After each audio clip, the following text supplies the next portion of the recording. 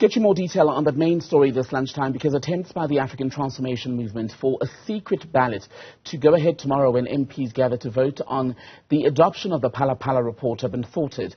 The party had asked the National Assembly Speaker, Newzroom for the secret vote when MPs decide whether or not President Ramaphosa should face impeachment proceedings. This latest development comes as President Ramaphosa is still facing pressure even from within his own ANC to resign.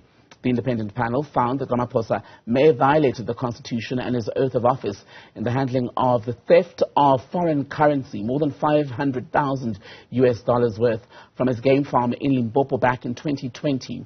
Let's speak now to the ATM leader, Vuyolwethu Zungula, who's joining us.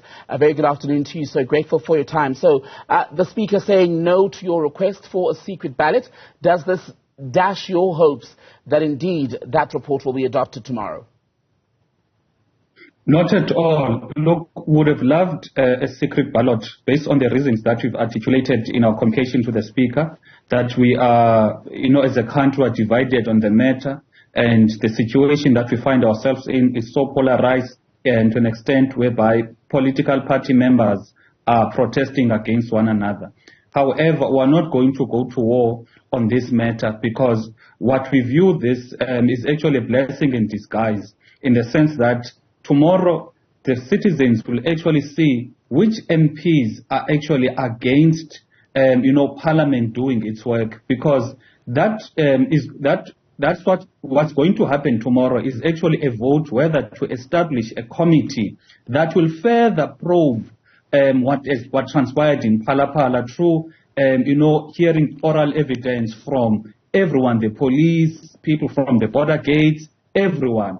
Now, any MP that votes against that must be known in public that this person is actually anti, the accountability and oversight role of Parliament. This person is actually for the abuse of state resources. He's for corrupt practices. So that is what we are viewing this as a blessing in disguise. Well, the latest coming out of the NWC, at least from various reporters who've been speaking to their sources, was that the ANC's National Working Committee has basically decided that the line of march for the party's MPs tomorrow is to vote against the adoption of this report. And when you look at the numbers, how would you as the opposition be able to pull it off if, let's say, tomorrow all ANC MPs follow the instruction from the top? What that means, if the ANC MPs tomorrow are voting against a motion to further probe, to further investigate, or to have an inquiry, it means the citizens will actually know that the ANC is actually against, oversight, is actually for lawlessness. It is for people that are going to be above the law. And as opposition, we are not going to relent. Even that report, should it not be adopted tomorrow, then it means we can even go to court. There is no way a court can actually, agree with that resolution that would be taken in Parliament. You'll recall when in the past years, when Parliament took a resolution in that particular Nkandla report, and when it went to court, the court stated that the Parliament actually failed in its obligation when it adopted such a resolution. Therefore, if Parliament tomorrow rejects a resolution that says probe this matter further, in our view, Parliament would have failed its constitutional obligation of oversight and accountability. What then will you do? Say the vote fails to pass for the adoption of the report. What's your next step? Will you then go to court to challenge the outcome of that vote, even though people would have voted whichever way they want?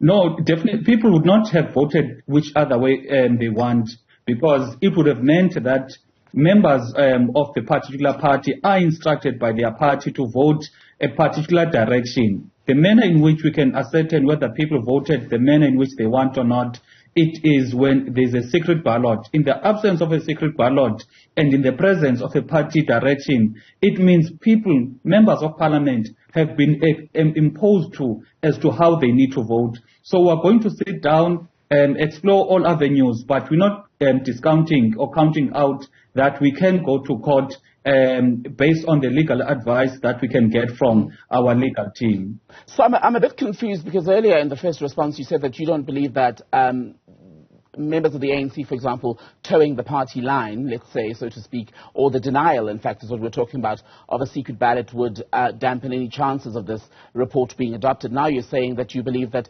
for example, people will be voting on a party line and they would have been instructed, right? With that in mind, what is the next? I know I asked you about the legal process, but what do you think can happen politically to put further pressure on the ANC? Because if it doesn't turn on its president, you still need numbers. Will you lobby ANC MPs, for instance, to help you get this through? Look, the message we are sending to all 400 members of parliament is that tomorrow is a watershed moment in our country where MPs have an opportunity to stay in the right side of our history when they vote that all public representatives, particularly the head of state, must be held accountable and their actions must be subject to scrutiny. If those MPs tomorrow vote against the president actually being scrutinized, it means those MPs, they want South Africa to fail. They want to have a South Africa where you have certain people that are above the law and the law does not apply to everyone. So what I stated earlier, that people, when there is a secret ballot, those people will definitely vote in accordance with their to their conscience. However, when they are given when they are dictated via a party directive, then those people, MPs, cannot be said that they voted the manner in which they want because they were instructed to vote in a particular matter. So that's what we are saying as the ATM, that tomorrow we hope that members, all members of parliament will be brave enough to actually realize the importance of voting to further inquire what happened in Phala Phala and not vote against actually parliament doing its work and parliament playing an oversight role over the executive. Just on that then, today we're also hearing that as the opposition parties, I know the DA has written a letter through its chief whip, Gwahube, making this request. Julius Malema also confirming that the opposition parties in the main also want an in-person voting process, basically for everyone to be there to vote in person. Currently, the sittings have been happening in a hybrid fashion, some MPs in the House, others joining virtually. If the vote does not happen in person, would that, in the ATM's view, dent the credibility of the outcome?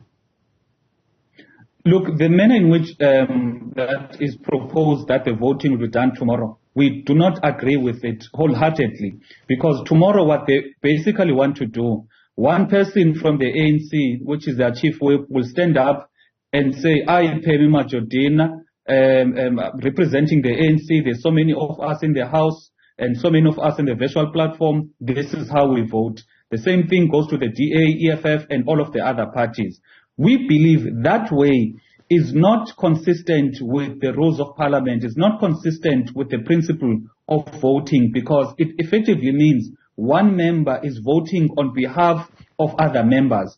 We want a case whereby each member on their own must state that I, Vuyolwethu Zungula, I'm voting for the report to be adopted, not a case whereby someone will vote on my behalf. And also we do agree and agree that the sitting must be held physically, so that we do not have members of parliament that are going to be held up in some hotel and they are going to be intimidated by their party as to this is how they must vote. Members must be under the protection of parliament, so they vote in accordance to their conscience and they vote right and they vote to support the consideration of the report tomorrow. Our reporter at Tongana was saying that the DA's request for manual balloting to happen has already been turned down. So what now?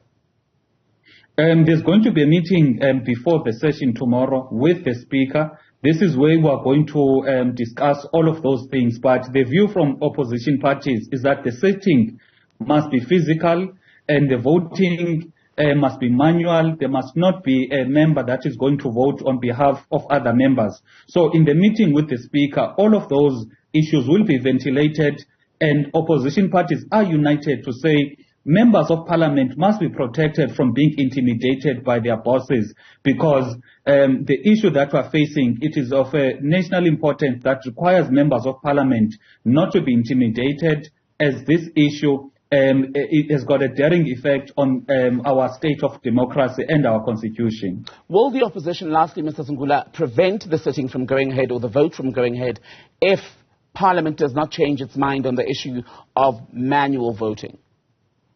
We are going to discuss as opposition tomorrow. I can't alone speak on behalf of the opposition. The opposition, which is 11 parties, are going to caucus tomorrow, and we are going to agree as to the way forward. Vuyolwethu Zungula, leader of the African Transformation Movement, grateful for your time, sir. Thank you.